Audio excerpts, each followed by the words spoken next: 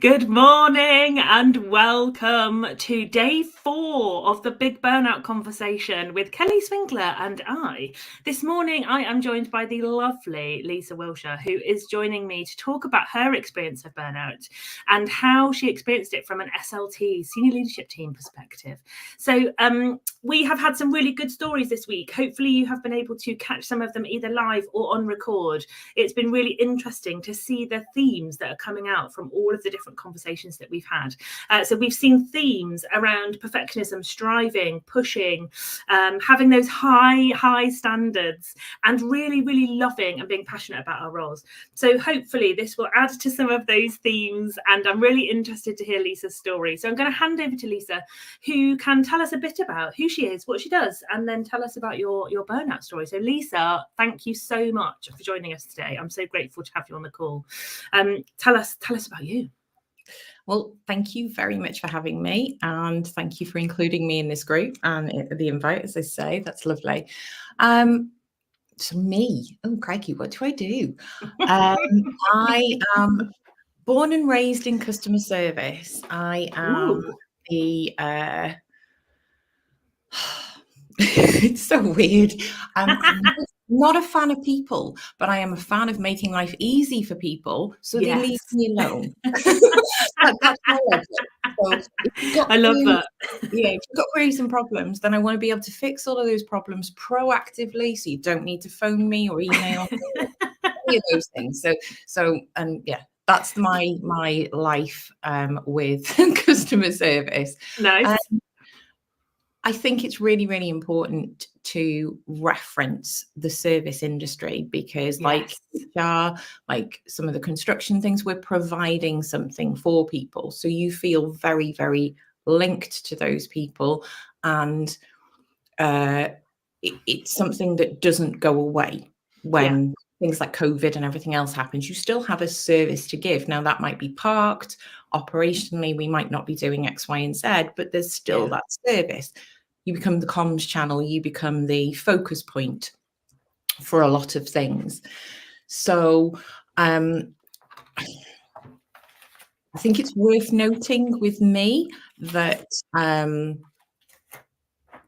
had more than one incident of burnout. Yes, that's another theme, it's a repeating lesson. Gift keeps on giving. And the first time was way before COVID. My second time was during COVID. So way before COVID, there were some things happening in personal life, this, that, and the other. And it got labeled as a personal thing that made me fail professionally. And when I say fail, not deliver what was asked of me. The more recent time, and I think Lorraine covered it yesterday, it was very much labelled as work-related stress. Now, again, when does the hindsight, that makes my blood boil, because everyone has work-related stress. Everyone does. You get a deadline that's a bit shorter than expected and you're stressed. Yeah. To call it that lessened it. But burnout was not a word that I'd heard of, mentioned, anything else. I don't know. It wasn't even in conversations with GP, anything else. But if I track back before that, I was, and you covered it wonderfully in your introduction, all the themes of the perfectionism, the doing really well, the striving, I had my maternity leave, I had come back to work and I wanted to re-establish myself, get back in there, do all the things that I wanted to do. As I said, proactively achieving my goals rather than reactively. I wanted to really push through for the company and make sure that what we were doing was of value. And customer service is always the warm and fluffy stuff. No, you don't make any money in customer service. There are so many parallels here with HR, service provision to the organization, don't make any money, don't touch a product. So I completely resonate with that feeling. And interesting the pioneering bit as well, when you were talking about coming back from mat leave and wanting to do it and push through and be that pioneer, because I can come back and I can be great. And that's an interesting theme as well, is that kind of principle of I'm going to pioneer this and I'm going to do it and I'm going to be at the forefront. So that's an interesting pick up in terms of themes as well. Very much so, because it was we restructured, the role changed, moved from admin to customer service, which was going back to roots prior to this role, and so on. So it was kind of like, yeah, I know what I'm doing. I've got all this. This is my plan. I want that promotion in that time frame. And I think Gail covered it yesterday, where you're constantly striving for the next thing, and you don't allow yourself the time to process where you are, what you're doing, how it's affecting you potentially, or anything like that. You're constantly, 10-year plan. I've got to get there. Then I'll deal with everything when I'm there, because I'll have the time when I'm there. All of these kind of things. So everything was going swimmingly. But again, in that service provision scenario where you don't make any money, there's the cutbacks. There's the lack of understanding. There's the lack of, should we say, hardware support? Not my laptop. I had a laptop. I had a phone and a keyboard. I had, those kind of things. But we didn't have the systems. We didn't have the soft kind of function that would allow us to actually really, really flourish in our roles. Yeah. And what we ended up doing was sticking plaster and goodwill. So you end up functioning things through spreadsheets and Google Forms, and what can I get for free? What can I do this? All these kind of things that you're patching things. But because outwardly to the rest of the organization, everything's working, you're delivering everything, you don't need to invest anything in there. You don't need to, because they're doing it. Yeah, I completely agree with that. Someone said to me when I was doing this, like, big striving, big effort, get stuff done, lots of manual workarounds, and my team were running around like headless chickens trying to make this smooth scenario appearing at the front end, where someone said to me, let it break. And I was like, that actually made me feel sick. Yeah, I actually had like that stomach drop, that lift moment where you're like, what? Like my stomach flipped, because I was like, I can't. Why would I let it break? Why would I do that? But of course, that then fed into all those burnout feels where I can't let this go. I can't let it break. It must be me. Oh, of course. Yeah. Yes. And exactly that you end up, you are, I felt like I was restricting the growth of my team, because they were just doing Control C, Control V to get it from one place to another place, instead of there being an integration that should have happened, that we should have been on some kind of project roadmap with other teams to actually get that fixed and sorted. There's so many things that were brought on to enable other areas of the company that were great and really, really important for our customer provision, the outside world, but they negated to reflect back on how that would impact internally. And then being part of the kind of support division and everything else, you would just, really, we've got an, okay. So we ended up having, I think it was 14 systems to get one thing through. Wow. Okay. I know, it was fun. It was fun. Your tabs on your internet browsers were insane. But it was working, and we were assured that give it 6 months, we'll be on the list to get things fixed. Yeah. And then COVID happened. And well, I say 6 months, and when 6 months came, it was 6 months, and it was 6 months, and then 6 months. Always, yeah. And then COVID happened, so that upended absolutely everything. And I've always referenced customer service, customer success, any kind of that as a hive mind, because when you're all huddled around, you might have your screens and your bits of paper passed up. Out of those 14 things, which one comes after number? Which one's after that? And then Jeff will know, or Sue will know, or somebody, and you can all chip in, so you're not holding everything in one place. COVID hit, and oh my God, you suddenly had X amount of people. The Teams channels blew up. I swear to this day, I've got PTSD from that bing bong. Yes. It hurt. Yeah. That ringed. But there's things along those lines that we did the best that we could. But what was then unearthed was that our should we say technology departments had been supporting project work on things that, had they come to light, so other division projects, other department projects, had they been implemented in the timescales that they were supposed to be, COVID would have happened like that for us, and we'd have been struggling because loads of our things would have gone online. We would have had more of a virtual presence in place and all of these things. So then I get bitter, for want of a better word, that you allowed Jeff to not deliver for 3 years on a project that now means I can't do my job. But because it now, people realize that it would fix my job, I get Jeff's project. Yeah. Okay, so I'm doing my day job. I've got this. I've got 3 departments, X amount of staff. We're having to take temporary staff on to fix the loads. I'm training them and doing this, writing this. All of our policies have to change because we're online, so I'm doing all of that stuff. Even though we have training teams, HR teams, support teams, I'm still, it's under my wing, it's under my name, that's you do it. Someone said this week, one of our other speakers said, the way that things get done in organizations is you give the busy person the work, right? And it feels like that's what happened to you. Is that, oh, give it to Lisa, she's busy, she'll sort it out, because busy people always find a way, right? Indeed. So I was getting busier and busier and busier. And because you were at home, the commute time, I don't mind sacrificing that. I'm used to kind of leaving the house at 8. So I can start at 8. That's fine. I walk from the kitchen with my coffee upstairs. We're fine. We can do this. And then you end up staying a bit later when it's calm, when everybody else is logged off. You can finish up some things. And then your day starts getting a bit longer. But picking my way through Jeff's project, I'm going, this won't actually work. But because it's been decided by them that know that it will work, the request is deliver it. Yeah. And I'm going, but it won't work. It will actually cause more problems. There's no reporting structure in it. There's no it doesn't link. So instead of 14 things, I'll have 15 things to manually map together, and we want to do this. And then you end up going way back when to square one, where you have to involve the technology team, the BA thing. And you think, oh, it's great. I've had this conversation before, because when we were looking for input, oh no, we haven't kept any of those notes because that project was scrapped.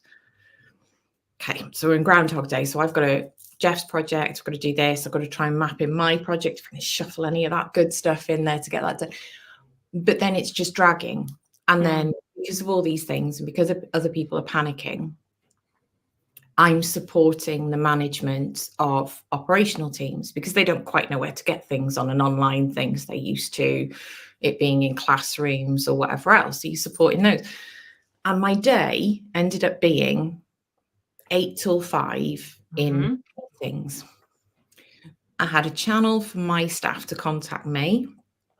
We started building learning libraries so they could communicate in there, and they would have the group chats and things like that. But your regularly used Teams kind of things would just bing, bing, bing, bing, bing, bing, bing. People didn't respect the fact that your green blob had gone red and you were in a call, and they'd be phoning and phoning and phoning. Which was distracting, unnerving. I remember that I wasn't allowed to add Teams to my mobile phone because they didn't believe that I wouldn't be sat in the garden on my phone trying to do the call, because we didn't necessarily enforce the on-camera scenario, which is good because I don't control my face very well. If I don't say it, my face will say it. I don't. So that was quite good. But it was that lack of, I'm here, I'm evidencing the stuff. If I could have it on my phone, I could at least see the importance of the message rather than trying to minimize screens to look at and see what my staff are asking me. Is it critical? The phone line's not working. Has something gone down massively, or is it, can you call me after your call? I couldn't do that very well. And it became, you don't trust me enough for me to tell you what I need, but you trust me enough to what feels like put the continuation of the business on my shoulders. But I have to do it in the way that you want me to do it. I can't do it in the right way. I can't do it in the way that will support staff. I can't do it in the way that will protect my mental health. I can't do it in the way that will short-term pain, long-term gain. I have to do it in the sticking plaster, that whole, like we said, that swan scenario, serene on the surface, mental underneath. Can't do that. It has to be that provision. I remember getting told that we couldn't share to the directors that we were lacking in support from other departments because it wouldn't make us look good. We're not playing well with others. But then I'm like, well, the directors are the ones that can potentially fix this. Make a change. Why is that link being broken to them? If they don't know how bad it is, why are we hiding? And it adds to this kind of, is it me? Am I the broken bit? Am I the one that isn't working? Oh, am I not playing well enough with others? Do I need to add more meetings into my day? All of these kind of things that you were doing. And it got to a point where, and I'm very, very grateful that we didn't have an on-camera presence. My son had gone to stay with his father. So the single parent homeschooling scenario kicked in all of this. And I realized that I was in the same clothes and the same makeup and the same hair as I had been for the last 3 days. Because my on time was, my alarm used to go off at 3 o'clock in the morning, and I used to switch off approximately midnight. My computer never went off, hence probably the PTSD over the bing bongs, because they just kept going. But there were so many reports that I had to access outside of people's working hours, but people's working hours kept growing because they were doing more to support. But I had to gain access to systems when things wouldn't be changing. I had to pull reports at 3 o'clock in the morning. I had to then, as I say, spend time manipulating for these SLT reports or the exec reports when they had their meetings at 10 o'clock in the morning. So I'm doing all of this stuff, trying frantically to get this done. Then, oh, can you just have a look at it? As Jeff's done an upload, can you see if that's affected? And I can't. I physically can't do this because I'd have to tell people not to use the systems to draw the report. The knock-on effects, because we sheltered and did that swan scenario so much, we just hid the wiring so very, very well that when actually called into, you need to do this in emergency, I can't. It takes me about 7 hours. I can't do it. It got utterly destructive. And I remember being laughed at when I was given something else. I was given a brand new team. I was given the sales division with 24 hours notice. And I'm fine. I worked with them. I knew this, that, and the other. But suddenly, they're now in my head count. They're now coming to me. They're not, okay. I remember saying, well, what are you going to take away from me? Because how do I fit that into my day? And I got laughed at. And it was little things like that. You start saying, that's not quite, that doesn't feel right. And as I say, the warm and fluffy of customer service, you do work on feelings and gut feelings about this. And, ooh, is there something else going on under there? And you do start to, you're a bit nosy and but there's that kind of scenario. It started to not feel right. And I think Gail Grace was on a call with you, Kelly yesterday, where she said it was a kind of a misalignment then between what you're being asked. It kind of started to feel icky. That's the best way I can kind of describe it, that it can't, I don't like it, because I'm telling my line managers, my team, my sort of level team, not my direct reports, that this is starting to feel, I'm not comfortable with this. Give it to your staff. You've got people that report to you. So you've got managers and supervisors that report to you, and they can give it. No, because I know them, and I know that they've got families, and I know that they're struggling with the isolation of COVID, and I know that they've got enough work to keep them going from 9 till 5. So I know that they don't have the ability to absorb this stuff. Plus, you're expecting them to do something that is outside of their job description and ultimately their pay range. Now, I am a little bit, do I care about job names or titles? Do I care about, but I do care that people have been taken on to do this. There's always that caveat in a job description. Always, you'll know from HR, is support your line manager with any other tasks. Yeah, any other reasonably requested tasks. There you go. But that doesn't mean to say do their job, or do Jeff's job and Sue's job as well, and all of their reporting and all of that other management. So the reasonable request was always an argument that, yes, it's reasonable because it needs to happen, but it's not reasonable that I ask them at 8 o'clock at night. Their personal mobile number saying, can you have a look at this? Because I need it for 9 o'clock in the morning. That's not reasonable. And I think often as leaders, we end up being that umbrella, don't we? And certainly that was my experience, was I was kind of protecting my team so hard, which was absolutely the right thing to have done from my personal values perspective and my values as a leader's perspective. But all that meant was all of the stuff above the umbrella just with me, and it just became like unwieldy. It became like I was carrying all of the backpacks, and that didn't mean that my team weren't working hard. They absolutely 100% were, but you know, I couldn't give any more down. It was unreasonable for them to take on anymore, but actually there was more and more coming up and coming in and coming from every angle, and I just couldn't. It was almost like you know, the buckaroo donkey. I just couldn't stop piling stuff on, but I didn't know. Like, I think there's some themes coming out about like not being able to say no, not knowing where else the work could go, like wanting to do the best and look after people. But then there's this bit that Kelly and I were talking about yesterday about feeling heard and asking for help. Like if somebody had just acknowledged what I was going through, I probably would have given 10% more, if I'm honest. And then that piece about here's how you ask for help as a leader, and here's how I will accept help as a leader, it would have made a massive difference. I don't know whether that resonates for you as well in terms of your experience. It does. And I think what I found, again, sad on reflection, looking back, is that I asked for help in so many different ways. I documented what I was doing. This report was 7 sides of A4 in bullet points as to what I had to do. And that meant you also had to look at, you know, X lines of data that had come in manually because there was no report from one system, and all this kind of stuff that it was horrible. And that shouldn't have been a thing. We should never have let it get to the point internally that was ever a way of working.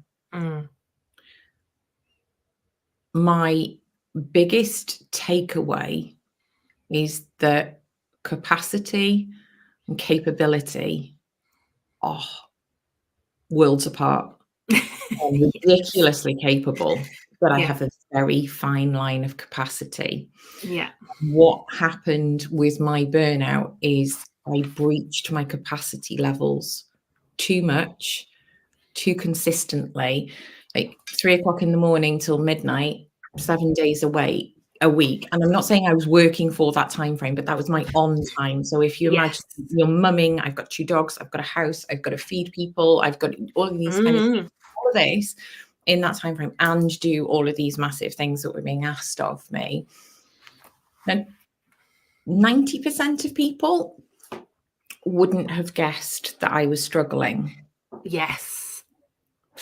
And I use the analogy of that new mum scenario. So when you're back on maternity leave and you're sleep deprived, you get really good at the cover up and to hear. And you paper these cracks, and you everything's fine. Yeah, they sleep, they eat perfectly, everything's wonderful. Yeah, oh, look how cute they are. Oh, I haven't slept in 3 days scenario. Oh, you don't, because you don't want to be seen as a failure. So when everybody else is wonderful, you don't want to go, actually, help me. If everybody around you is also struggling, you don't want to add to their burden. Or I didn't want to add to their burden. Other people quite happy to. But I didn't want to add to their burden, because that's not who I am. I knew how bad this was making me feel, and I never wanted to be responsible for putting that on anybody else. The idea that I would give this ache to somebody hurt me. I was like, I can't do that. I couldn't live with myself to do that. So it went on for, I don't know, 12, 18 months of hell. And I just remember, I don't even remember phoning to make the appointment with my GP. Don't remember doing that. I remember, because again, COVID, you couldn't get in. The GP phoned me and how are you? I think I well went over the 10 minutes. You can tell from this point. Keep talking. If you don't stop me, just keep talking. So when I actually did pause for air, I think there was two lines of, have you considered medication and you need time off work? And I grabbed the medication but my belief was I'll pop the pill and it'll be fine. Yes. I'll sleep for a bit because I know I haven't been sleeping. Again, the new baby scenario, I'm a bit sleep deprived. I'm sure that's muddying the waters. That's fine. And I'll pop the pill and it'll be great. Signed off for 2 weeks. And in that 2 weeks, I stopped. All of the ramifications started to kind of unpick, and I couldn't sleep. I was still texting my team. I think they forgot to, again, I can't remember which instance, but I think they forgot to lock me out the system. So if people needed stuff, I still went in there and did it. But it was starting to really affect home life where I couldn't focus on my son. So if he was talking to me, I had no idea what he was saying. If I was trying to say something to somebody, I couldn't even finish a sentence because it was just, the shutters were kind of coming down. Physically, I couldn't compute following a recipe to make food. And I think it was, don't get me wrong, and again, I need to sort of say this, I was looking after my son, I was fully capable, he wasn't in harm's way, I wasn't neglecting, he was doing for day veggies and all the rest of it. I lived off bread and butter for about 4 months because I'd lost my interest in everything. Why? I didn't care what I ate, I didn't care what I looked like, I didn't care. I lost the ability, or again, the capacity. I think I'd overused it so much that then the following sort of 4 months, I think I was off, just dragged that back, that it was kind of, you can't do anything in that time frame. The sickening part was I was called repeatedly through that time frame, as in, when are you coming back? Can you just talk me through that report? Can you just do this? Can you whatever?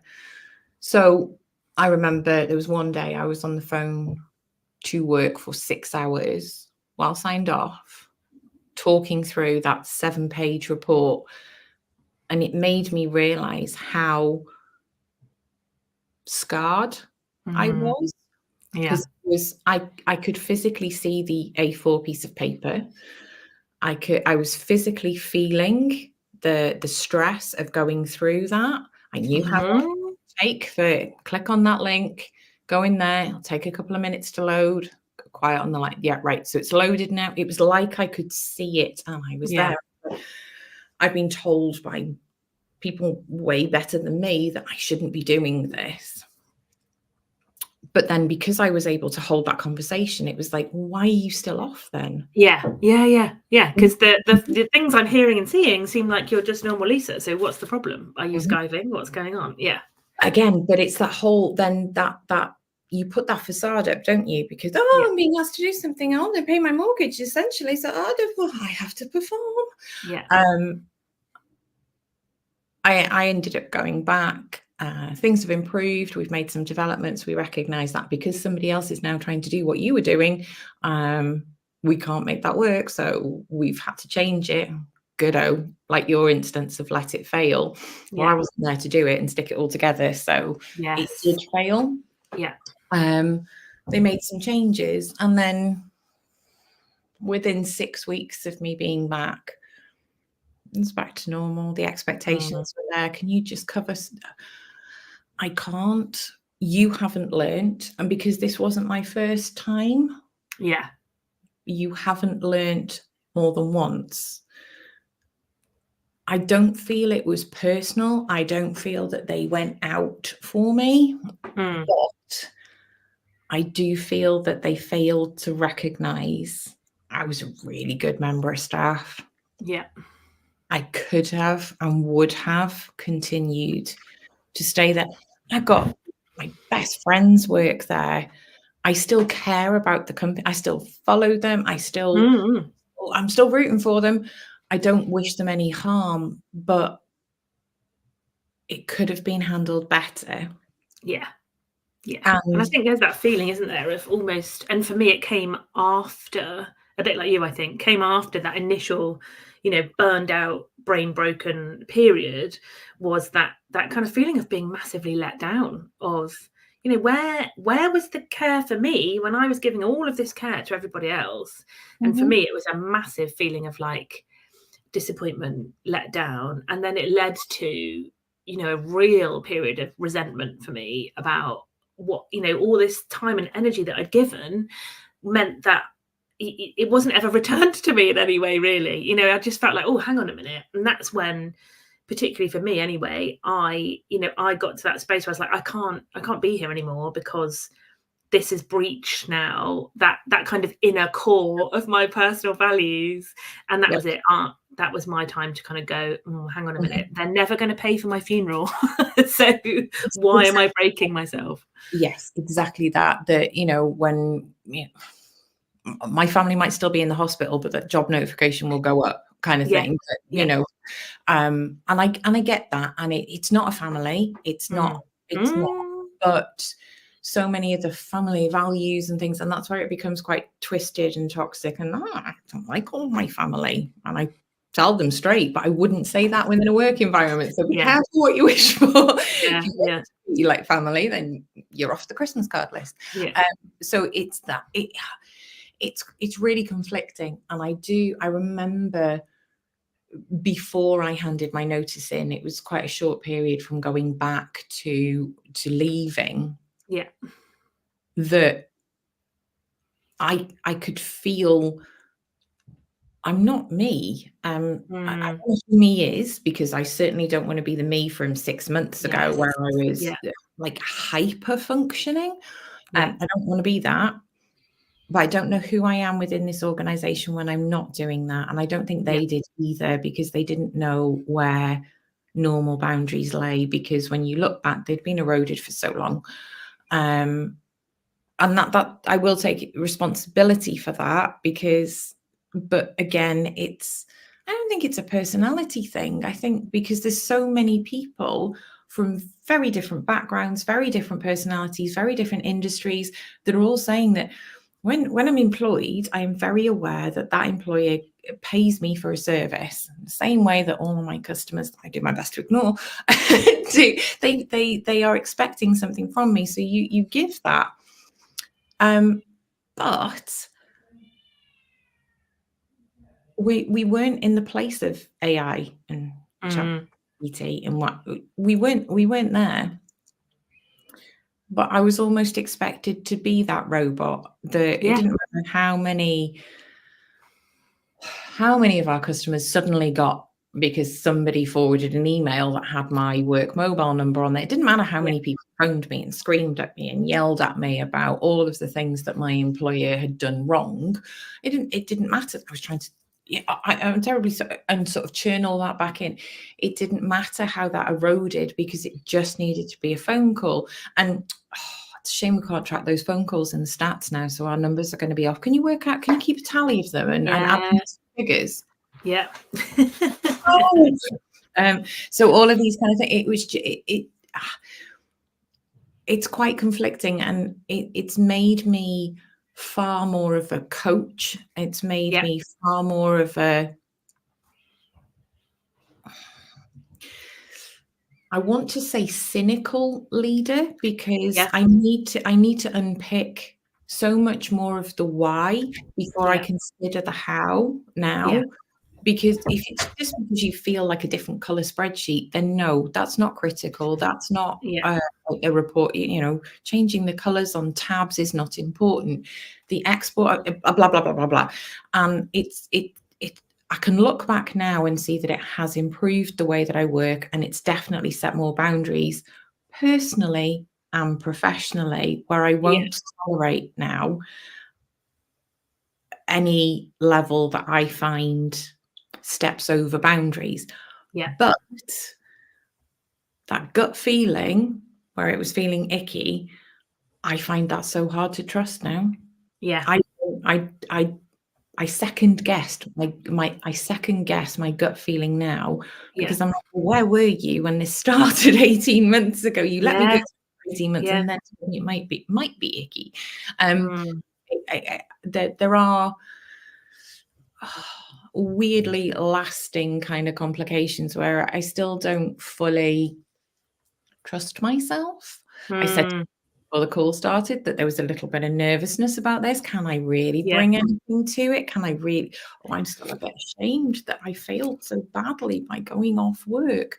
And those kind of weird stigmas that attach to things that I don't ever want to fail like that again. And like we said before, it's the personal pressures as well.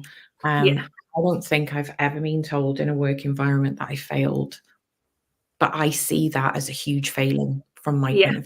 Nobody else called it a failing. I did. And I still call it that after however many years ago. And it's really difficult to lose those that you attach them to. Really, really difficult to. Yeah. And that feeds into, other themes that I'm seeing and certainly have experienced for myself, is that kind of not noticing those physical and mental symptoms until it's way too late. And that fear of failure is what drives us to then, I think you called it hyperfunction, but that it's that fear of failure that's driving that hyperfunction, whether it's actual failure or perceived failure. That's what drives us, right? Is those kinds of humans or those kinds of people, those kinds of personalities or those kinds of variables kicking in. And I think that's the biggest thing that I've observed from these calls so far, is that we've all got, no matter what industry, what job, what role, what level of experience, we're all having these similar threads coming through about perceived failure, about what I need to take on, about, connecting back to our gut feelings, connecting back to those symptoms. And I think for me, that's a biggie that I'm going to be taking away from this week, is how I can share that with other people. So how I can help other people connect to those symptoms, connect back to their gut and listen to what their gut's saying, because that's so important. I don't know if you've got, I'm conscious of our time coming to an end, but I don't know if you've got kind of tips about or thoughts about how you've managed to do that now. I think quite a lot of them have been covered in the calls that I have heard through the last few days. Ask for help. The only stupid question is the one that you don't ask, and that's generally the most important one, of help me, please. If you don't get help from the first person, you've probably asked the wrong person. Ask somebody else. And don't, as much as I've said that I still have this kind of shame feeling and things like that, these kind of things that you and Kelly are doing so much to break that away. I am so grateful to hear other people's, because it is a level of validation. It is a level that I didn't fail. Yeah, exactly. I was failed. Exactly that. I didn't have the support. And I think somebody said it yesterday, that I felt I had to run away. I felt I couldn't do it anymore. It's not running away. It's that self-protection. It's you've been fighting for so long that flight has finally kicked in. And it's that adrenaline, and it's give yourself time. I came back to work. I left that job and I expected to just transform. That caterpillar to butterfly. Oh, I got a new job. I'll be me again. Don't know who me is. I still don't know who me is, and I'm finding that difficult to navigate. So it's then that you've put such a high level of pressure on yourself. Throughout this, through going through burnout, to recover from burnout, to move on from burnout, to do better after burnout. Stop. I promise you're doing just fine. Yeah, absolutely. Against the benchmark of normal, you're doing just fine. Doesn't matter if you just got out of bed today, you're doing fine. That's your capacity for today. You've done it, you've maxed, you're wonderful. That's my give yourself the grace. I never did. Never did. And I swear that's why that cyclical thing that we said, the gift that never keeps on giving. You start to recognize your triggers and things like that. It's hard. It's really, really hard. and we said just before the call, it has got linked traumas. I joke about teams, but oh my God, no. It's so true. It's genuinely true. And certainly from my perspective, and it is PTSD, but there are certain things, and I know a number of people have talked in similar veins, but there are certain things that will just tip me straight back into that moment again. Like you said, it might be a Teams ping, it might be, a word or a phrase, or it might be a particular behavior, but I will go right back there. And that in itself is a definition of trauma, whether it's, work-related trauma about conversations, pressure, overwhelm, or, it's the fighting wars, seeing horrendous things, that kind of stuff is just unbelievable. So it will keep coming, and that's what's so frightening about something like burnout, is those things keep coming, don't they? Just that trauma stays with you for a long time after the moment of burnout has gone. And I do think I definitely had the feeling that because I'd left that circumstance, I changed the job that I was in slightly, I'd looked for something else, everything would be fine. That's not the case because of those trauma-related incidences. I still find, and we are years down the line now, I still find I have less faith in my capability. Nobody else will question it. Nobody else has an issue with it. I have less faith in it now because I don't know. Do I want to put my head above the parapet again? I know I could do that. I could probably do it better than the person that you've asked to do for it. But do I want to ask for it? Because I don't want to open that door again. So I find myself in a smaller box than perhaps I should be. Yes. That hurts because I feel like my career path has faltered because high-flying me, aiming for the C-suite jobs and all those kind of things. Kelly and I talk a lot about that kind of, you are almost, and it's a period of time, and it does change, certainly for me it's changed, but there's a period of time in which you are almost governed by the fear of burning out again, and you're scared of, hang on a minute, this feels a bit burnouty, I'm just going to pull back, I'm going to withdraw.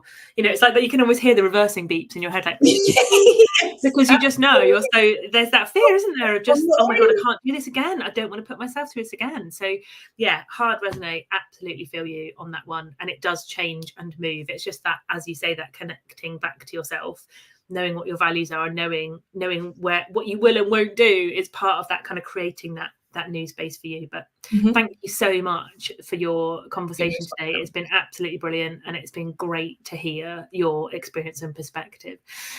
Before we finish, how can people find you if they want to connect with you?